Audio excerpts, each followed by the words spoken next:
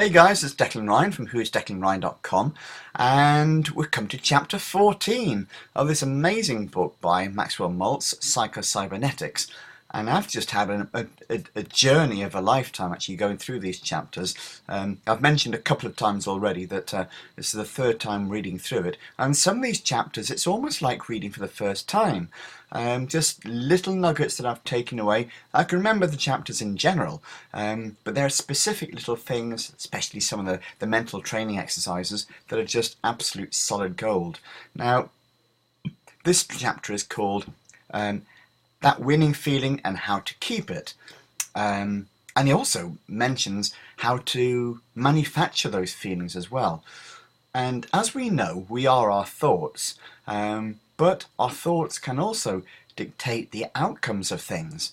And there are several things that we can do this. If you're expecting, if you imagine a successful outcome to something, you're hugely more likely to get that outcome than if you picture, what the worst could happen.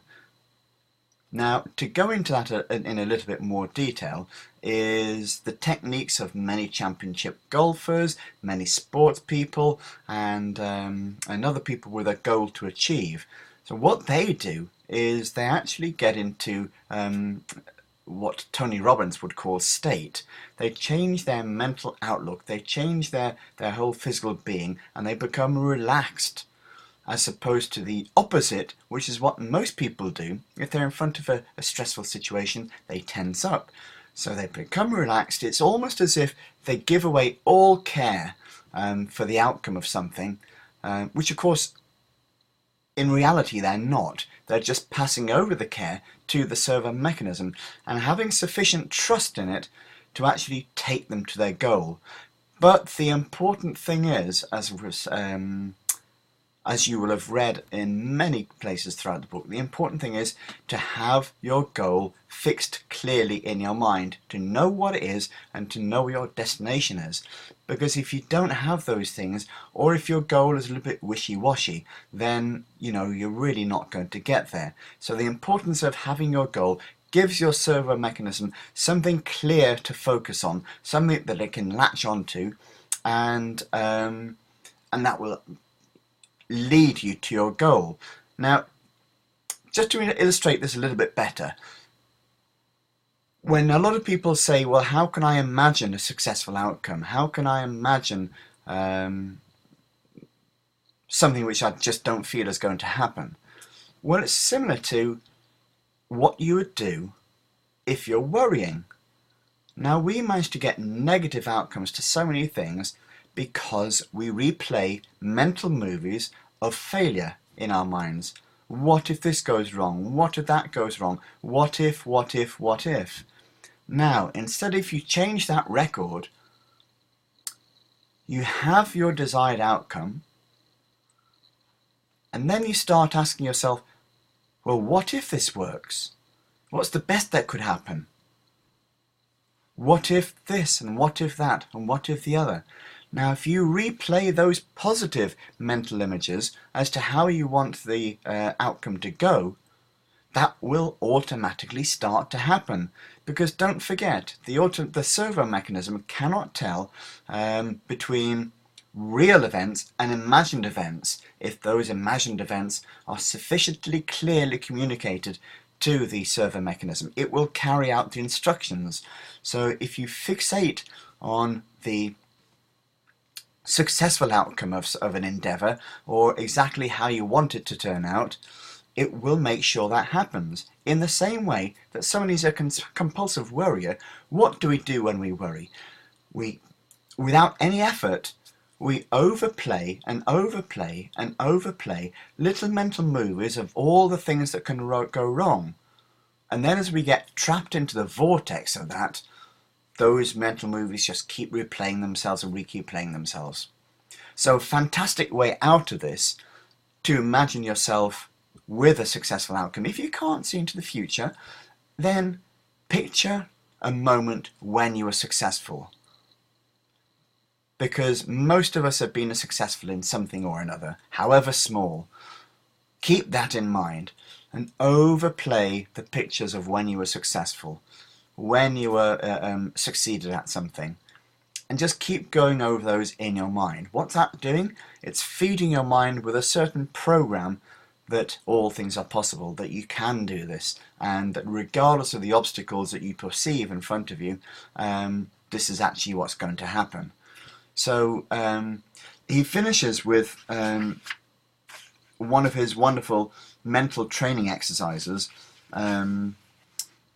Before he does that, obviously, he touches on Anthony Robbins and his amazing techniques for getting people into what Robbins calls state.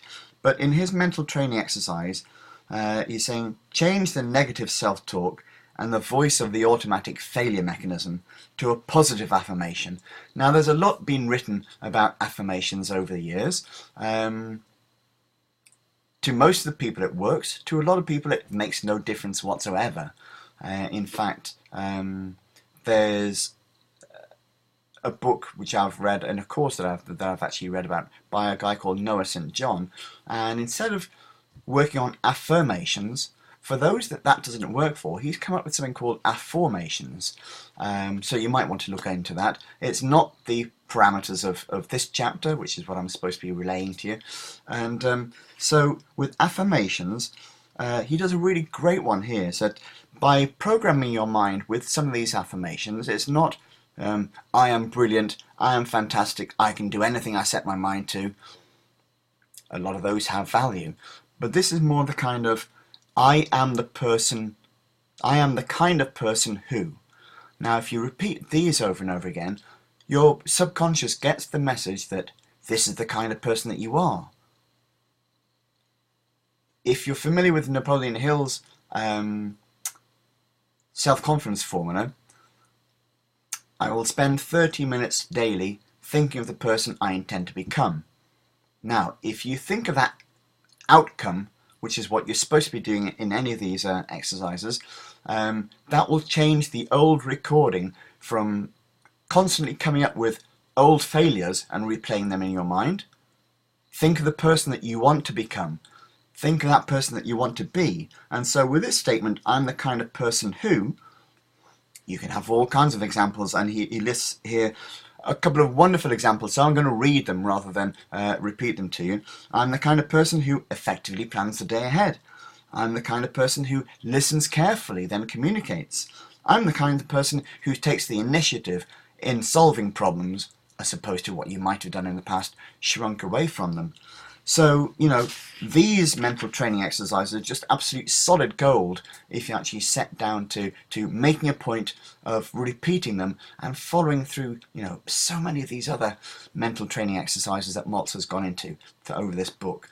So, this has been a really great chapter, you know, for me.